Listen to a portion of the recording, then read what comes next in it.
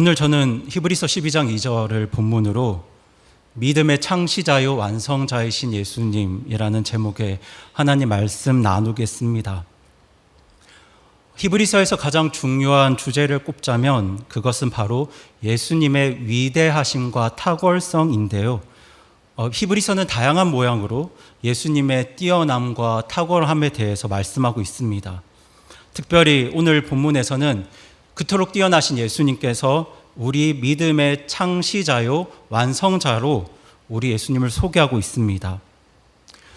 사실 모든 성경이 예수님을 나타내고 있고 예수님의 영광을 드러냅니다. 하지만 그 중에서도 히브리서는 특별히 우리 예수님의 이름과 우리 예수님의 뛰어나심을 강조하고 있는데요.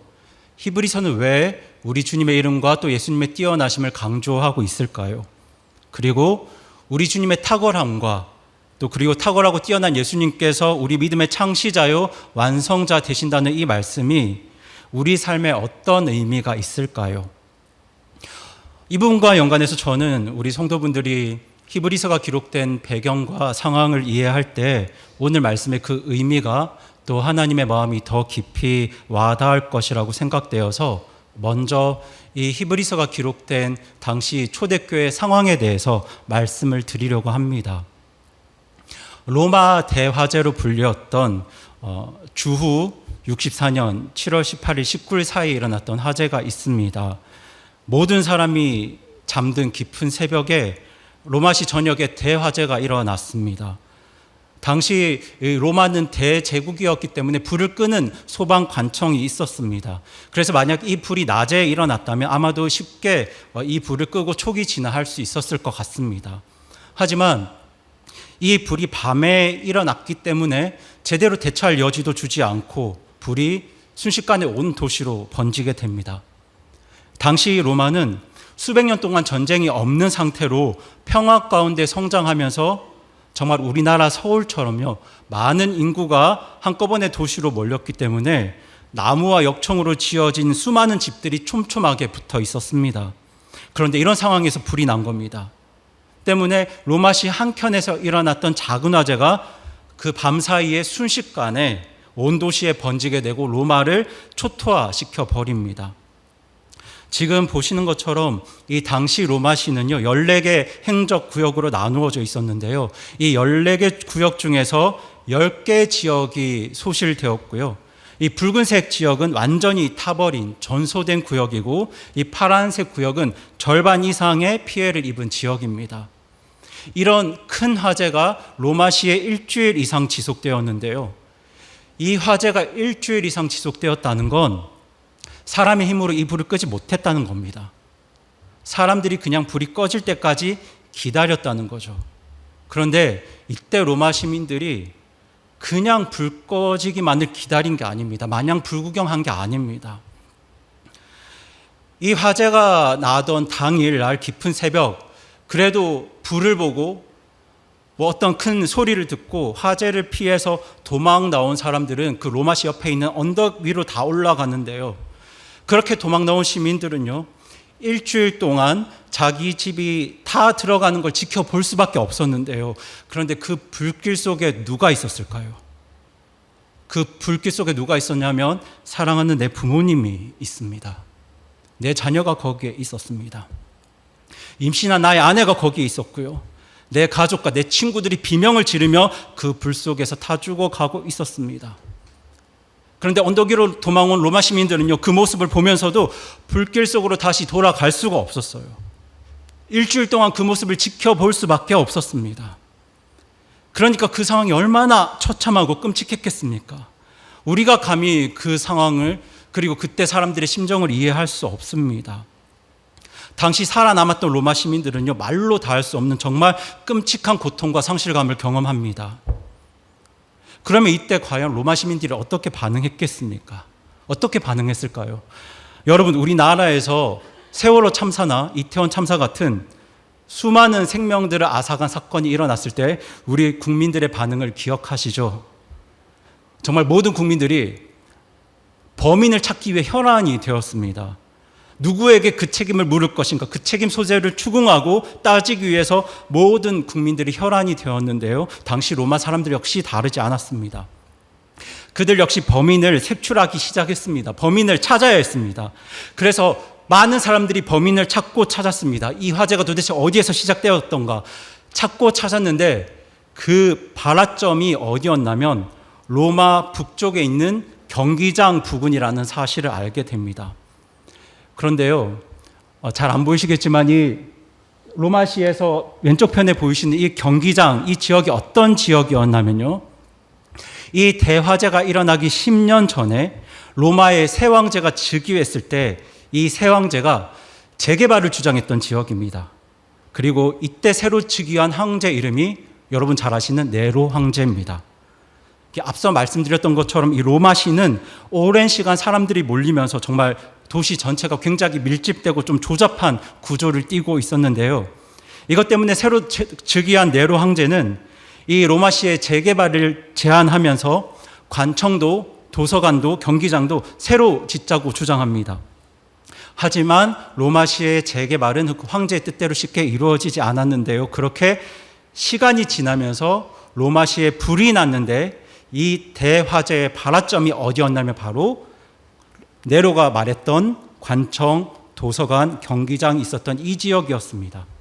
네로 황제가 재개발을 제안했다가 실패한 지역이었습니다. 그러니까 당연히 로마 시민들이 처음에 누구를 의심했겠습니까? 이 네로 황제를 의심합니다. 이 로마 시민들은 방화범으로 네로를 지목합니다. 그렇게 분노에 차서 봉기한 시민들이 네로 황제를 죽이기 위해서 그 궁 뒷뜰까지 쳐들어가는데요. 이 군인들도 그 분노한 시민들을 막지 못했습니다. 그러니까 당시 네로는 어떻게 해서든 다른 방화범을 찾아서 지목할 수밖에 없었습니다. 왜냐하면 그렇지 않으면 지금 자기가 죽게 생겼거든요. 그래서 네로가 다른 이들을 방화범으로 지목하게 되는데 그때 네로가 방화범으로 지목한 대상이 누구였냐면 바로 교회와 그리스도인들이었습니다. 그리고 그렇게 네로가 그리스도인들을 방화범으로 지목했을 때 이 로마 시민들에게는요, 사실 진위 여부를 따질 여유가 없었습니다. 그럴 여유가 없었어요. 지금 그들은 이성을 잃었거든요. 분노에 가득 차 있었거든요. 누구도 그 분노를 잠재울 수 없었습니다. 게다가 또 당시 초대교회와 성도들은 로마 사람들로부터 몇 가지 오해를 받고 있었는데요. 그 오해가 이 네로의 말에 더욱 힘을 실어 주었습니다. 그때 초대교회와 성도들이 어떤 오해를 받고 있었냐면 대표적인 두 가지 오해가 있는데 첫 번째는 교회 크리스천들은, 그리스도인들은 인육, 사람 고기를 먹는다 였고요. 두 번째 오해는 교회는 근친상간이 빈번히 이루어지는 곳이다. 이런 오해를 받았습니다. 당시 로마 사람들은 교회와 그리스도인들이 사람 고기를 먹는다고 오해했습니다. 그런데 왜 이런 오해를 받았을까요? 뭐 때문에 이런 오해를 받았을까요? 그 이유는 주의 만찬 때문입니다. 초대교회 성도들은 매번 모일 때마다 주의 만찬을 행했는데요. 이때 주의 만찬을 하면서 어떻게 고백했을까요? 우리가 예수님의 살을 먹고 예수님의 피를 마신다고 고백하면서 거룩한 주의 만찬을 행했는데요. 그 모습을 그냥 멀리서 듣고 본 로마 시민들은 이 교회를 사람 고기를 먹는 미개한 집단으로 오해한 겁니다. 그리고 또 다른 오해가 있었죠. 근친상간에 대한 오해인데요. 이런 오해는 또 어디에서 비롯되었겠습니까? 네, 바로 형제 자매라는 교회 안의 호칭에서 비롯되었습니다. 교회 안에서 형제 자매라 부르는 사람들이 어느 날 보니까 다들 부부가 되어 있습니다. 남편 여보 이렇게 부르고 있는 거예요. 형제 자매가 남편 여보가 되니까 그 모습을 또 멀리서 본 로마 사람들은 교회는 근친상간이 빈번하게 일어나는 곳 이렇게 생각했던 겁니다. 이런 오해들 때문에 평소 로마 사람들의 교회에 향한 시선이 곱지 않았는데요. 그때 네로가 그리스도인들을 방화범으로 지목하자 저 미개한 집단들이 결국 사고를 쳤구나, 사고를 냈구나 하면서 로마 시민들이, 로마 군인들이 교회와 성도들을 핍박하고 박해하기 시작합니다. 그리고 네로 황제 역시 로마 시민들 그리고 군인들이 그리스도인들을 잡아 죽이고 박해하는 걸 합법적으로 승인합니다. 하지만 그럼에도 불구하고 당시 그리스도인들에게는 자기의 무죄를 변호하거나 설명할 여유가 없었습니다. 이성을 잃은 분노에 가득 찬 그 시민들의 그 분노와 박해를 잠재울 길이 없었거든요. 그때 초대교회 성도들이 할 수 있는 일이라곤 도망가는 것뿐이었습니다. 그렇게 그리스도인들이 도망가기 위해서 만든 곳이 바로 보시는 카타콤, 지하 동굴인데요. 이 박해를 피하기 위해서 지하 동굴, 복잡하게 미루로 된 지하 동굴을 파서 여기에서 숨어 살았습니다. 그리고 이런 카타콤 중에는 지하 20층인 곳도 있습니다, 여러분. 굴착기도 없던 시절입니다. 삽으로 지하 20층을 팠습니다. 지하 20층을 삽으로 팠습니다. 이 얼마나 죽음과 박해에 대한 공포가 컸으면 지하 20층을 굴로 팠겠습니까? 그런데 로마 시민들 역시 그렇게 호락호락하지 않았습니다. 로마 시민들도 이 그리스도인들이 이 동굴에 숨어 살도록 가만히 두지 않았어요. 이 로마 군인들은 어떻게 해서든 미로와 같은 그 카타콤 내부 정보를 캐내기 위해서 수많은 그리스도인들을 잡아다가 고문을 했는데요. 그 고문의 방법이 정말 말로 할 수 없을 만큼 잔혹했습니다. 그래도 군인들이 이 크리스천들을 직접 고문했을 때 아무도 정보를 불지 않거든요. 왜냐하면 그때 많은 그리스도인들이 형제의 목숨을 내어줄 바에야 차라리 나의 고통과 죽음을 택하겠다, 이런 결단을 합니다. 그래서 고문이 안 통했습니다. 그런 고문이 안 통하니까 로마 군인들이 또 다른 방법을 선택을 합니다. 그 방법이 뭐냐면요, 부모의 눈앞에서 그 자녀들을 찢어 죽입니다. 부모의 눈앞에서 그 자녀들을 짐승에 찢겨 죽게 합니다. 그리고 그렇게 방금 자녀를 잃어버린 사람들 앞에 그들의 노부모, 늙은 아버님과 어머님을 다시 그 앞에 데리고 옵니다. 그리고 뭐라고 말하냐면, 카타콤 내부 정보를 불지 않으면 이 노부모 역시 방금 찢겨 죽인 이 아이들처럼 짐승에게 찢겨 죽을 거라고 그렇게 협박합니다. 여러분, 이 잔혹한 고문 앞에서 침묵을 지킬 수 있는 사람이 누가 있을까요? 방금 내 자녀가 짐승에게 찢겨 죽었습니다. 그 마음이 어떠하겠습니까? 그런데 지금 내가 입을 열지 않으면 지금 내 부모님이 똑같이 그렇게 죽는다고 합니다. 이런 상황에서 입을 열지 않을 사람이 누가 있겠습니까? 그렇게 로마 군인들이 이 카타콤 내부 정보를 캐내서 수많은 그리스도인들을 잡아옵니다. 그리고 잡혀온 그리스도인들은요, 저 형제가, 저 자매가 정보를 다 불어서 우리가 잡혀왔다는 걸 알게 됩니다. 그렇게 다 말해줍니다. 여러분, 이런 상황에서 교회가 유지가 되겠습니까? 그리스도인들의 주님을 향한 믿음이 지속될 수 있겠습니까? 성도들 간의 믿음이 지켜질 수 있겠습니까? 당시 교회는 완전히 쑥대밭이 되어버립니다. 완전히 와해되어 버립니다. 교회가 지속될 수 있다는 어떤 소망도 어떤 희망도 없었습니다. 그런데 그뿐만이 아닙니다, 여러분. 당시 로마 사람들은 그렇게 잡혀온 그리스도인들을 완전히 발가벗겨서 경기장 안에 가둬두고 사람들의, 로마 시민들의 유흥거리로 만듭니다. 그렇게 유흥거리로 삼다가 맹수를 이제 그 안에 풀어놓고요, 그렇게 경기장 안에 모든 성도들이 짐승에게, 맹수에게 찢겨 죽임을 당합니다. 이렇게 수많은 그리스도인들이 끔찍한 조롱과 죽임을 당했는데요, 이 모습을 보는 로마 시민들은 열광합니다. 기뻐합니다. 환호합니다. 왜냐하면 지금 저기서 죽어가는 저 사람들은 내 사랑하는 가족과 친구들을 죽인 죄인 괴수들이기 때문에 일말의 죄책감도 없습니다. 다들 기뻐하고 환호합니다. 그렇게 그리스도인들을 죽이기 위해서, 박해하기 위해서 온갖 극악한 방법과 잔인한 고문이 모두 동원되었는데, 로마 정부 역시 상실과 분노로 가득 찬 로마 시민들의 마음을 풀어주어야 했기 때문에 이 모든 잔인한 방법들을 다 허락합니다. 그렇다면 여기서 제가 우리 성도분들께 질문을 드리려고 하는데요, 만약 여러분이 당시에 초대교회 성도들이었다면 이 박해를 피할 수 있는 방법이 있을까요? 없을까요? 지금 이 박해가 피할 수 있는 박해인가요? 피할 수 없는 박해인가요? 여러분, 사실 이 박해를 피할 수 있는 아주 간단한 방법이 있습니다. 아주 간단합니다. 그게 뭐냐면 예수님의 이름을 부인하면 됩니다. 한마디 하면 됩니다, 여러분. 난 예수 몰라. 그 예수 그 사람 자기 엄마가 바람 피워서 낳은 그 사생 아니냐. 예수 그 사람 촌동네 목수에 불과하면서 자신을 메시아라고 사칭한 사기꾼 아니냐. 예수 그 사람 자기를 하나님의 아들이라고 떠들고 다니는 미친 사람 아니냐. 그 한마디 하면 됩니다, 여러분. 그러면 이 박해 피할 수 있습니다. 그러면 죽음을 피할 수 있습니다. 그리고 기록에 의하면요, 당시에 수많은 사람들이 그렇게 예수님을 저주하고 예수님의 이름을 부인했습니다. 그리고 교회를 다니는 사람들 중에도 정말 많은 사람들이 예수님을 부인하고 예수님을 조롱했습니다.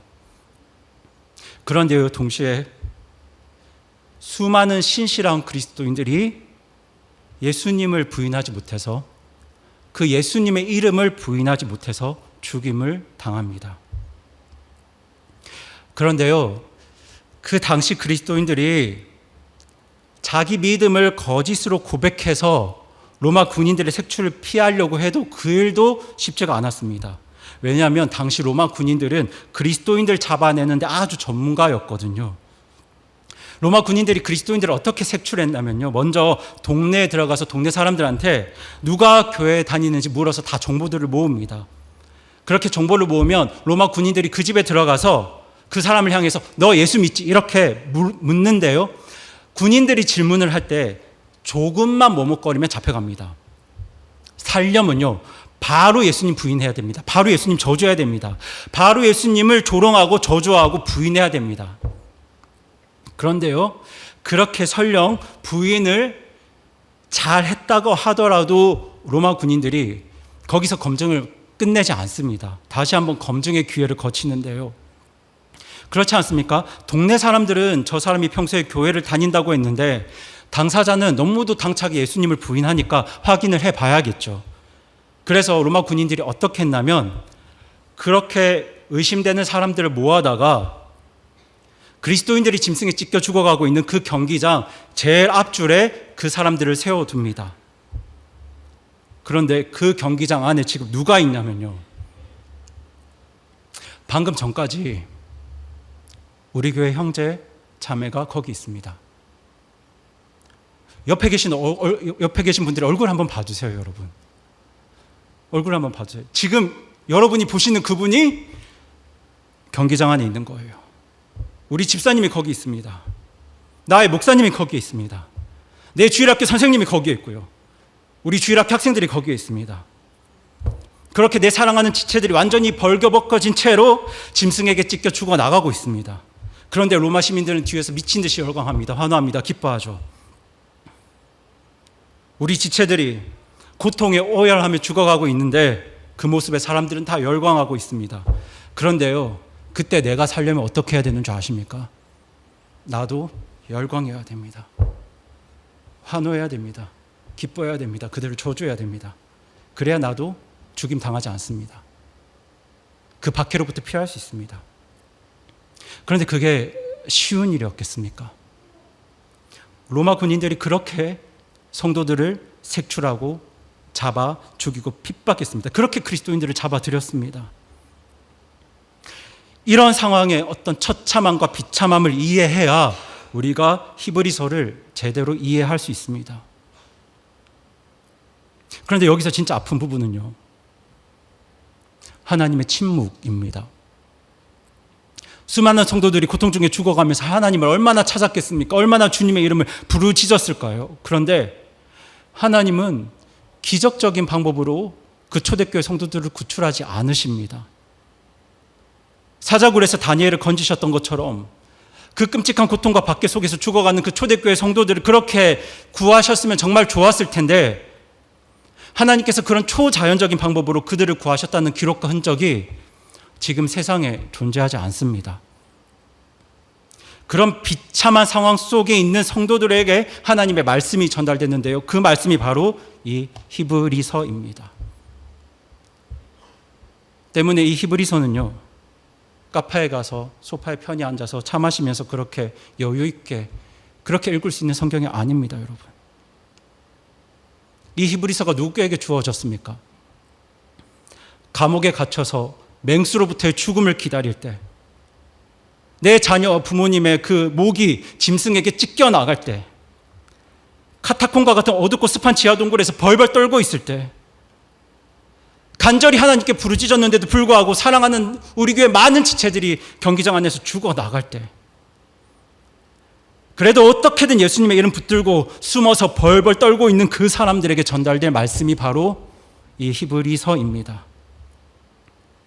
예수님 부인하고 싶지 않은데, 예수님의 이름 포기하고 싶지 않은데, 예수님 향한 그 믿음 저버리고 싶지 않은데 도저히 그럴 자신이 없어서 두려워하고 불안해하는 그런 사람들에게 전달된 하나님의 말씀이 바로 히브리서입니다.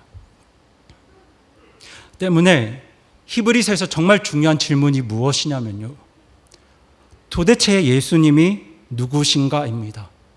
예수님이 누구신가? 여러분, 당시 교회를 다녔던 많은 유대인들이 다시 유대교로 돌아갔는데요, 여기 이유가 있습니다. 당시 로마는 많은 종교를 포용하는 나라였는데요, 로마에는 로마법으로 승인된 합법적 종교가 있고 불법적 종교가 있습니다. 합법적 종교를 로마어, 이탈리아어로 릴리지오 리키타라고 하는데요, 이 릴리지오는 종교라는 뜻이고 리키타는 합법적이라는 뜻입니다. 보시는 화면에 제일 위에 노란색 글씨가 이탈리아어긴 하지만 릴리지오 리키타에서 합법적인 종교라는 뜻이고요. 지금 제가 이걸 위키피디아에서 검색해서 캡처한 화면인데요, 그 두 번째 노란색 글씨가 뭐냐면 유다이즘 리키타입니다. 무슨 뜻이냐면 유대교는 합법적이다라는 뜻입니다. 그리고 제일 마지막에 노란색 글씨가 뭐냐면 크리스천이티 이즈 일리키타입니다. 일리키타는 불법적이라는 뜻입니다. 이 당시 로마에서 기독교는 불법적인 종교였다는 뜻인데요. 자, 로마에서 당시 유대교는 합법적인 종교고 기독교는 불법적인 종교였기 때문에 이때 로마 군인들은요, 유대교 믿는 사람은 잡아다가 고문하면 안 됩니다. 왜냐하면 유대교는 법적으로 보호를 받는 종교였기 때문에 군인들이 유대교인들을 잡아다가 고문을 하면 도리어 로마 군인들이 처벌을 받았습니다. 그러면 이 로마 군인들은 기독교인들, 그리스도인들만 잡아다가 색출을 해야 되는데, 이 로마 군인들이 볼 때는 유대교인들과 기독교인들이 너무 비슷하거든요. 왜냐하면 둘 다 하나님을 믿는다고 합니다. 둘 다 하나님을 믿잖아요. 때문에 군인들이 기독교인들을 색출할 때 너 하나님을 믿느냐, 이 질문은요, 그리스도인들 색출할 때 적절한 질문이 아닙니다. 뭐라고 질문해야지 유대교인들과 기독교인들을 구분할 수 있겠습니까? 너 예수를 믿느냐? 라고 질문해야 됩니다. 그리고 그렇게 군인들로부터 너 예수 믿느냐라고 질문을 받을 때 바로 예수님 부인하고 저주하고 조롱해야 살 수 있습니다. 그리고요, 예수님 부인해도, 예수님의 이름 버려도 하나님 믿는 유대교로 돌아가면 됩니다. 비슷해 보이지 않습니까? 유대교로 돌아가면 고난도 없고 박해도 없습니다. 죽지 않아도 됩니다. 게다가 유대교도 하나님을 믿으니까 마음의 부담도 덜어지죠. 그래서 당시 교회에 다니는 많은 유대인들이, 유대인이 아니더라도 많은 사람들이 기독교에서 유대교로 돌아갔습니다. 돌아갈 때 그냥 돌아간 게 아니죠. 예수님의 이름을 버리고 예수님을 저주하고 조롱하면서 다시 유대교로 돌아갔습니다. 하지만 이때에도 구원받은 많은 성도들이, 신실한 그리스도인들이 마음속에서 깊은 갈등을 느꼈는데요. 왜 깊은 갈등을 느꼈냐면 예수님의 이름을 버리지 못하는 거예요. 내가 정말 예수님을 믿어야 하는데, 저 사람들처럼 하나님만 믿으면 안 되나? 아니, 안 될 것 같아. 예수님의 이름이 그렇게 중요한가? 예수님의 이름을 버리지 못하는 그 갈등이 있다는 건 자기가 언제 죽을지, 언제 박해를 당할지 모르는 두려움 속에 있다는 거죠.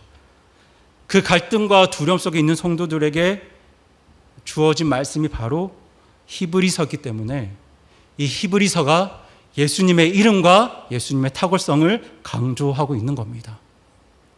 이 예수님의 탁월성과 뛰어남과 예수님의 이름을 가장 잘 보여주는 말씀이 히브리서 1장 3절 4절 말씀인데요, 우리 다 함께 히브리서 1장 3절 4절 우리 말씀 같이 한번 읽어보겠습니다. 시작. 하나님의 영광의 광채시요 그분 자체의 정확한 형상이시며 자신의 권능의 말씀으로 모든 것을 떠받치시는 이 아들께서는 친히 우리의 죄들을 정결하게 하신 뒤에 높은 곳에 계신 존엄하신 분의 오른편에 앉으셨느니라. 그분께서 천사들보다 훨씬 더 뛰어나게 되신 것은 상속을 통해 그들보다 더욱 뛰어난 이름을 얻으셨기 때문이라. 아멘. 이 말씀처럼 히브리서는 예수님의 이름의 위대함과 예수님의 탁월성을 강조하고 있는데요.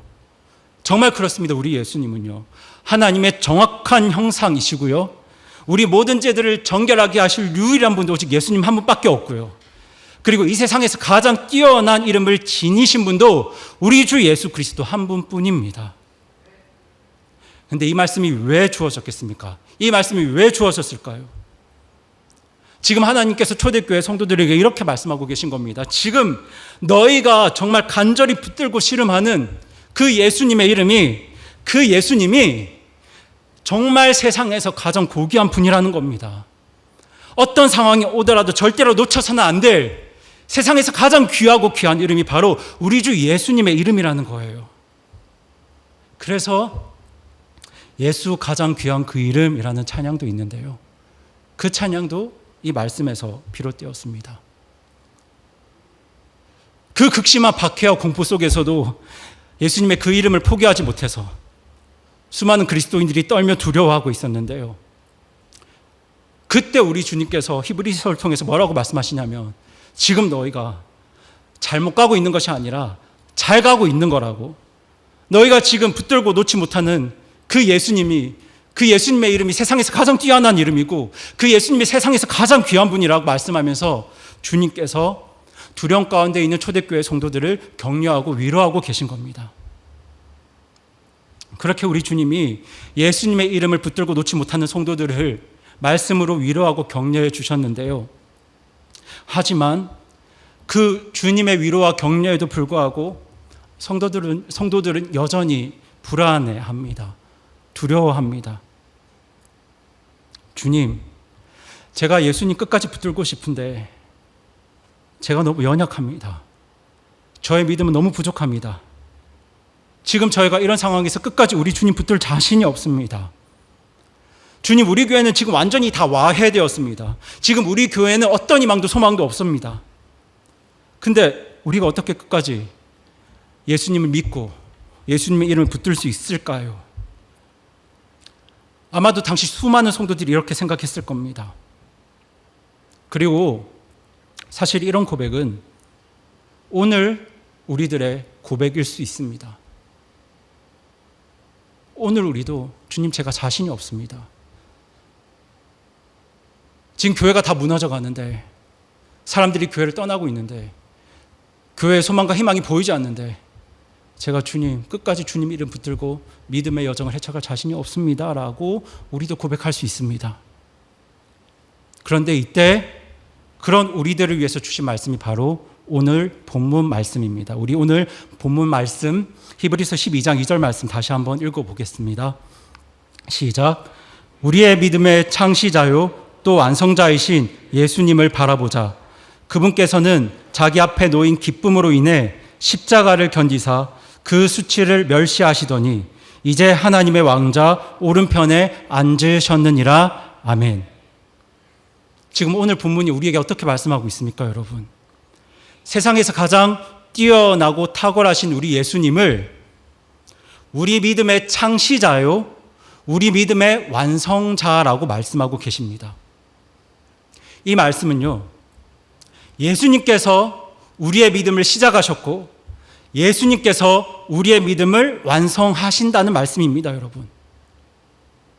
여러분, 지금 불안해하고는 있지만, 두려워하고는 있지만, 이런 박해 상황 속에서도 우리 예수님 붙들고 있는 이 초대교회 성도들, 이 초대교회 성도들의 믿음을 시작하신 분이 누굽니까? 우리 예수님입니다. 여러분, 예수님이 어떻게 우리의 믿음을 시작하게 하셨나요? 사실 십자가를 앞에 두고 모든 제자들이 예수님 버리고 다 도망갔잖아요. 사람들이 다 예수님을 조롱하고 저주했습니다. 가룟 유다는 예수님을 은 30에 팔아버렸고요. 수자자 베드로는 예수님을 3번이나 부인하고 저주합니다. 그런데 그들만 그랬습니까? 그들만 그랬나요? 아니요. 우리도 예수님 부인했고요. 우리도 예수님 저주했고 우리도 예수님 무시하면서 살았습니다. 때문에 예수님께서는 십자가를 견디실 이유가 조금도 없었습니다. 하지만 예수님은 그 십자가를 끝까지 견디심으로 우리의 구속을 이루셨고요. 그렇게 우리의 믿음을 시작하신 분이 바로 우리 주 예수 그리스도십니다. 여러분, 그 예수님으로 인해서 우리의 믿음이 시작되었고요. 그 예수님으로 인해서 모든 성도들의 믿음이 시작되었습니다. 그런데요, 그렇게 우리의 믿음이 시작되었지만 우리는 살면서 우리 믿음을 뒤흔드는 수많은 상황들을 마주합니다. 내가 이 믿음의 여정을 끝까지 갈 수 있을까? 내가 끝까지 완주할 수 있을까? 의심하고 의심하게 만드는 수많은 상황들이 우리 앞에 놓여집니다. 물론 초대교회 성도들의 상황에 비할 바는 아니겠지만 우리 믿음의 여정을 멈추게 만드는, 지체하게 하는 수많은 사건들이, 상황들이 우리 앞에 끝없이 펼쳐집니다. 제가 이번 수양의 기간 동안 이 수양의 주제인 철로 역정에 대한 말씀을 받으면서 참 많은 도전과 은혜를 받았는데요. 이 철로 역정에 대한 말씀을 들으면서 더 깊이 이렇게 제 안에 확신하게 된, 정리가 된 두 가지 진리가 있습니다. 그 두 가지 진리 중에 하나가 뭐냐면 사탄이 끝없이 우리를 방해하고 공격한다는 사실입니다.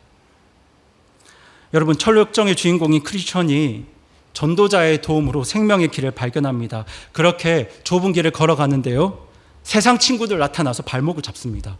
고향으로 돌아가자고 유혹하고 이 크리스천을 낙심케 하죠.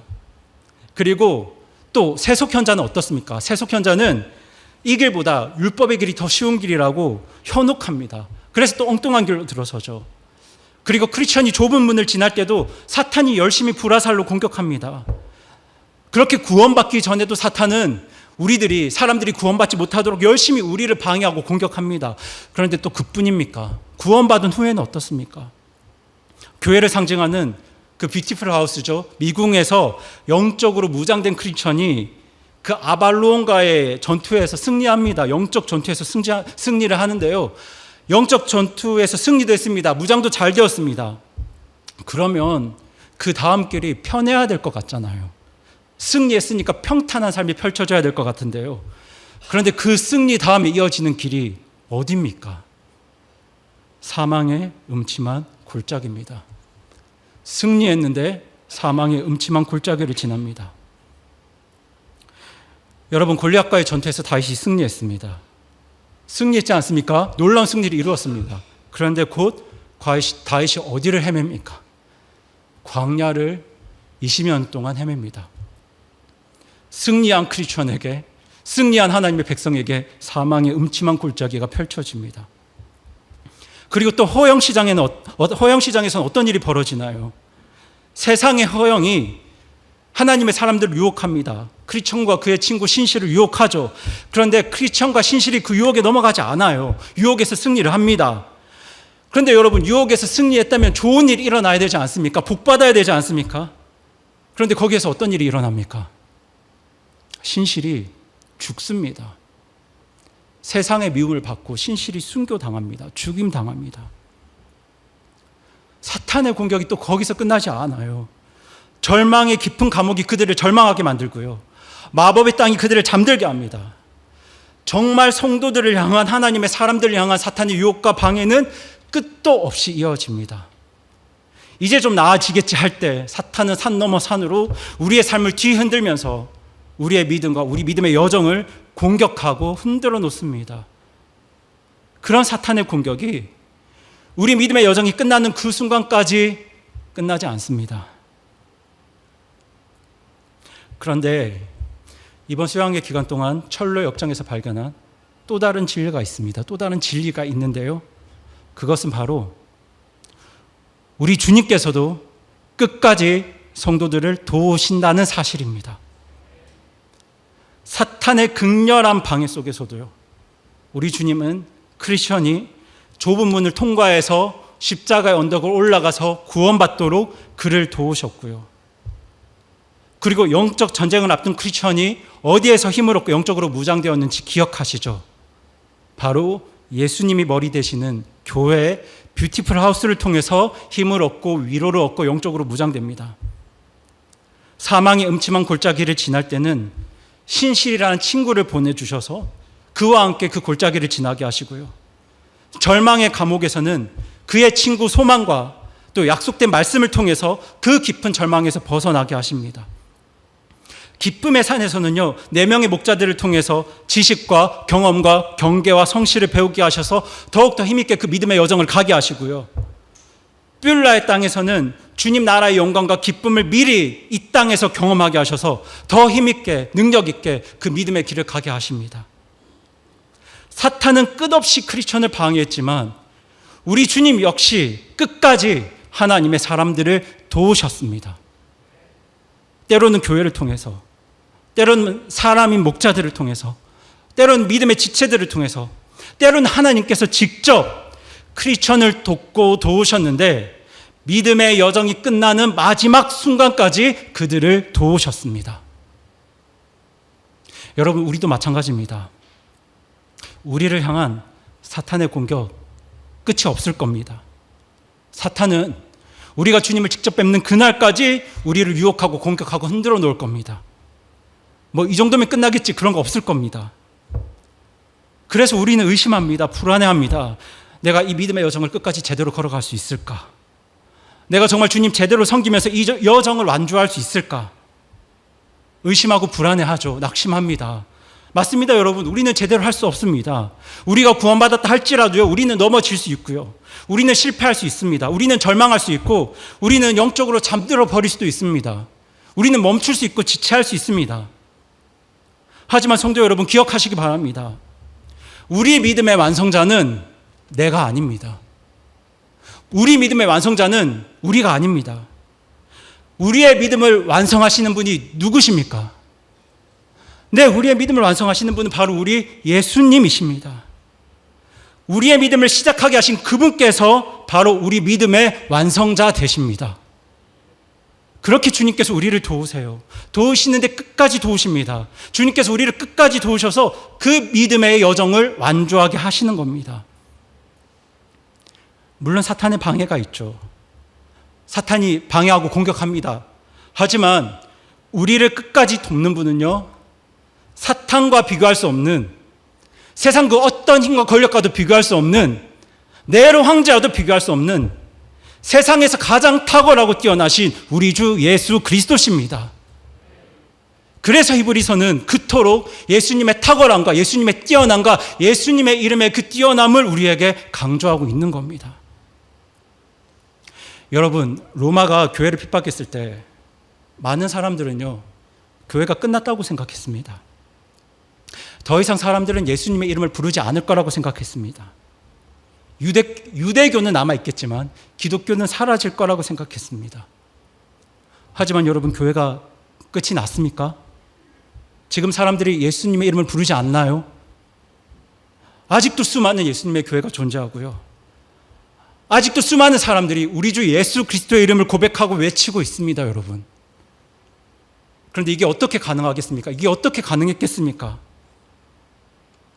우리의 믿음을 시작한 분도 예수님이시지만 우리의 믿음을 완성하시는 분도 바로 우리 주 예수 그리스도시기 때문입니다. 여러분, 이 사실을 확신하시기 바랍니다.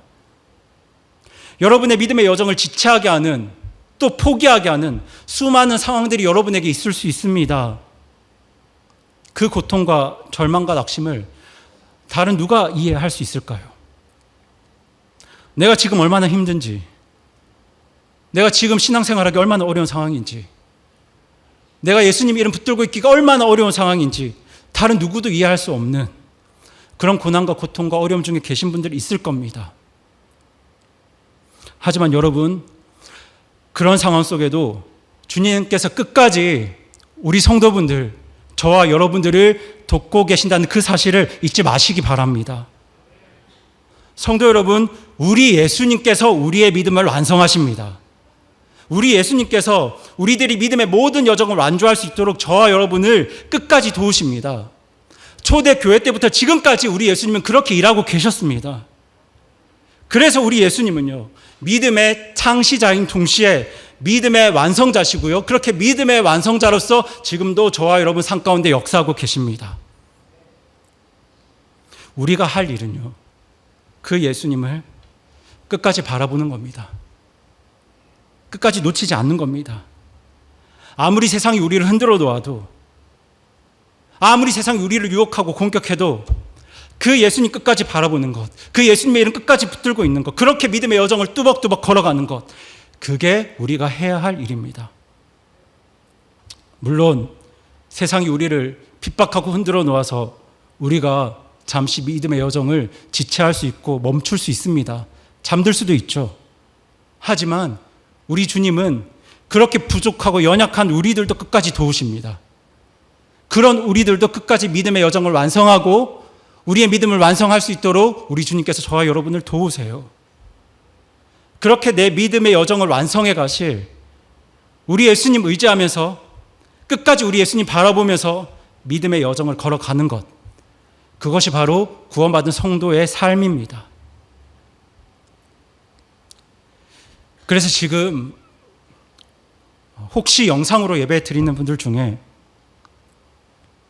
오랜 기간 이 예배 자리에 나오지 못한 성도님들, 믿음의 여정에 멈추어 계신 분들 계시면 믿음의 완성자 되신 우리 예수님 의지하고 다시 이 자리로 돌아오시기 바랍니다.